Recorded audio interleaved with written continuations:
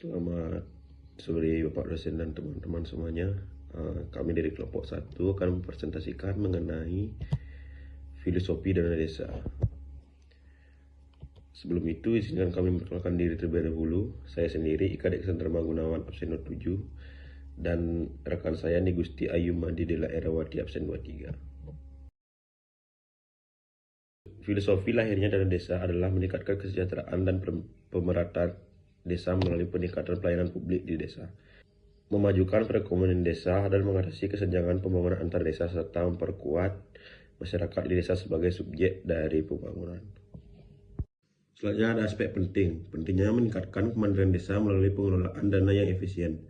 Keterlibatan masyarakat desa dalam proses pengambilan keputusan sangat ditekankan.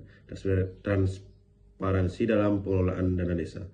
Pembangunan yang didanai dari dana desa harus berdasarkan pada potensi lokal desa. Dana desa harus dialokasikan untuk keberlanjutan dan keberdayagunaan desa.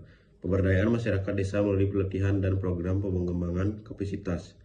Setiap penggunaan dana desa harus dapat dipertanggungjawabkan dengan baik.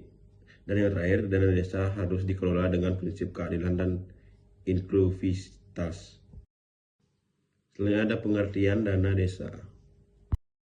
Dana desa adalah alokasi dana yang diberikan oleh pemerintah pusat kepada desa melalui anggaran pendapatan dan belanja negara atau APBN.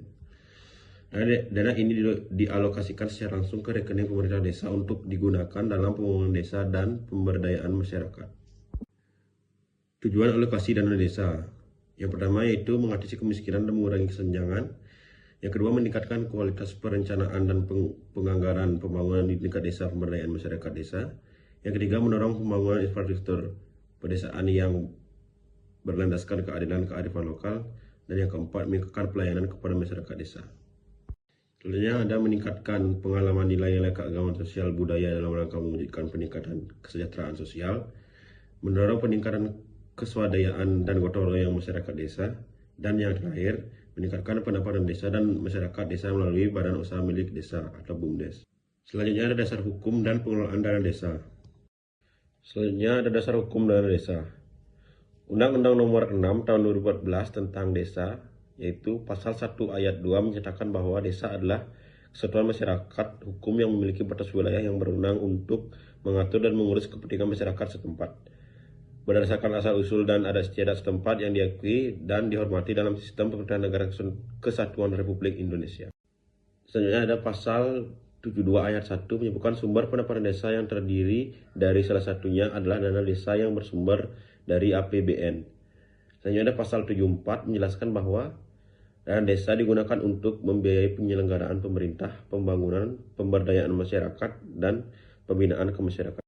Peraturan Pemerintah Nomor 43 Tahun 2014 tentang Peraturan Pelaksanaan Undang-Undang Nomor 6 Tahun 2014 tentang Desa, Pasal 95 mengatur tentang alokasi distribusi dan pembangunan dana desa.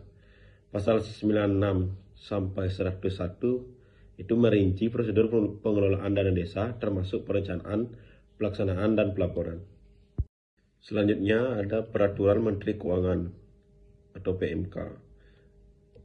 PMK nomor 49 PMK 07 2016 tentang pengelolaan transfer ke daerah dan dana desa.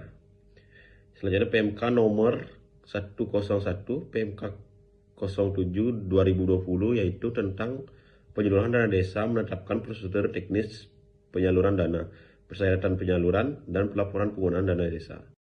Selanjutnya ada Peraturan Menteri Dana Desa, Pembangunan Daerah Tertinggal, dan Transmigrasi. Yang pertama yaitu Permen Desa Nomor 19 Tahun 2017 tentang penetapan prioritas penggunaan dana desa. Selanjutnya Permen Desa Nomor 21 Tahun 2020 yaitu tentang pedoman umum pembangunan pemberdayaan masyarakat desa.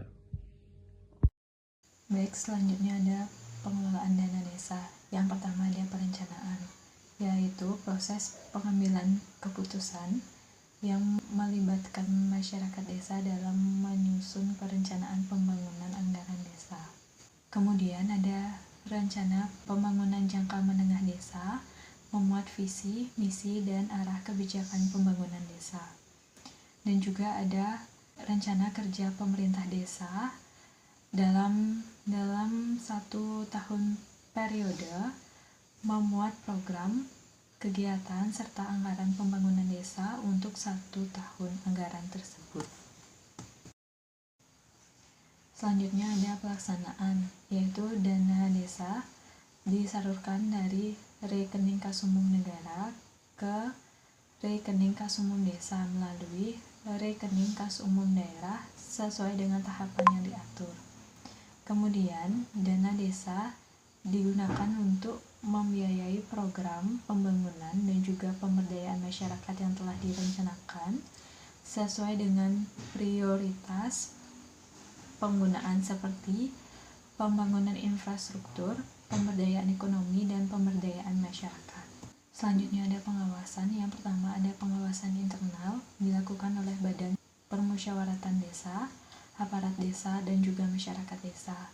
Kemudian ada pengawasan eksternal dilakukan oleh instansi pemerintah seperti Inspektorat Kabupaten atau Kota, Badan Pengawasan Keuangan dan Pembangunan, serta Badan Pemeriksa Keuangan. Kemudian ada desa wajib membuat laporan penggunaan dana desa yang mencangkup realisasi anggaran dan hasil dari kegiatan yang dibiayai.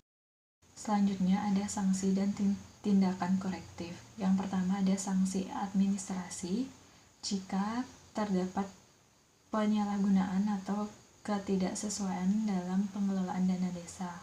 Kemudian ada tindakan hukum jika terjadinya tindak pidana korupsi atau penyalahgunaan yang merugikan keuangan negara.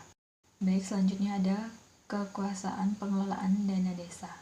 Baik, yang pertama ada pemerintah desa, yaitu terdiri dari kepala desa yang merupakan pemimpin tertinggi dalam pemerintahan desa dan pertanggungjawaban utama dalam pengelolaan dana desa. Kemudian bertanggung jawab atas perencanaan, pelaksanaan, pelaporan, dan penggunaan dana desa. Yang kedua ada sekretaris desa, yaitu bertugas sebagai membantu kepala desa dalam menyusun dan bertanggung jawab atas perencanaan, administrasi, dan juga pelaporan dana desa. Selanjutnya ada bendahara desa, yaitu bertugas mengelola penerimaan dan pengeluaran dana desa, melakukan pembukuan keuangan, dan memastikan dana digunakan sesuai dengan perencanaan dan juga regulasi. Kemudian ada Badan Permusyawaratan Desa, yaitu bertindak sebagai lembaga pengawasan dalam pengelolaan dana desa, yaitu bertugas untuk mengorganisir musyawarah desa yang melibatkan masyarakat untuk membahas rencana penggunaan dana desa, evaluasi pelaksanaan, dan penyusunan program pembangunan. Selanjutnya ada masyarakat desa. Masyarakat desa berhak untuk berpartisipasi dalam proses perencanaan, pelaksanaan, dan evaluasi penggunaan.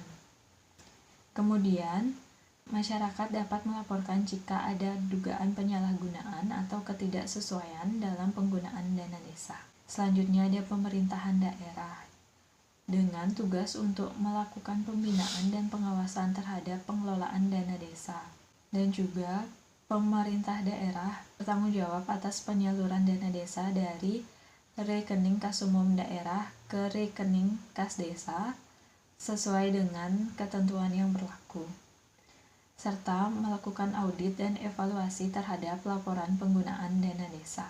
Selanjutnya ada pemerintahan pusat.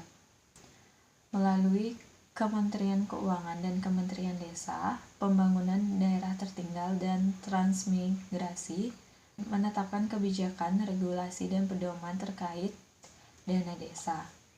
Kemudian bertugas untuk mengalokasikan dan mentransfer dana desa dari APBN, serta melakukan pemantauan dan evaluasi terhadap implementasi dana desa di tingkat nasional, termasuk menyiapkan laporan kinerja secara berkala. Selanjutnya ada pengawasan eksternal. Yang pertama ada Inspektorat Kabupaten atau Kota, yaitu bertugas untuk melakukan pengawasan rutin dan pemeriksaan serta menangani laporan ataupun aduan terhadap pengelolaan dana desa. Kemudian Badan Pemeriksaan Keuangan, yaitu melakukan audit terhadap laporan keuangan dana desa untuk memastikan akuntabilitas dan integritas dana desa. Selanjutnya ada Badan Pengawasan Keuangan dan Pembangunan, yaitu bertugas melakukan pengawasan khusus dan audit operasional terhadap pengelolaan dana desa. Baik, di sini ada kesimpulan dari presentasi kami, yaitu dana desa adalah instrumen penting dalam upaya peningkatan kesejahteraan masyarakat desa dan pembangunan daerah di Indonesia. Dan dana ini berfungsi untuk mendukung pembangunan infrastruktur, meningkatkan kualitas hidup, dan memberdayakan masyarakat desa. Kemudian untuk kerangka hukum yang ada, yang pasti bahwa dana desa dialokasikan, dikelola, dan digunakan secara transparan, akuntabel, dan sesuai dengan prioritas pembangunan nasional dan lokal. Selain itu, penggunaan dana desa harus dilaporkan secara berkala dan diaudit oleh pihak yang berwenang. Baik, sekian presentasi dari kelompok 1. Jika ada kesalahan, kami mohon maaf dan terima kasih.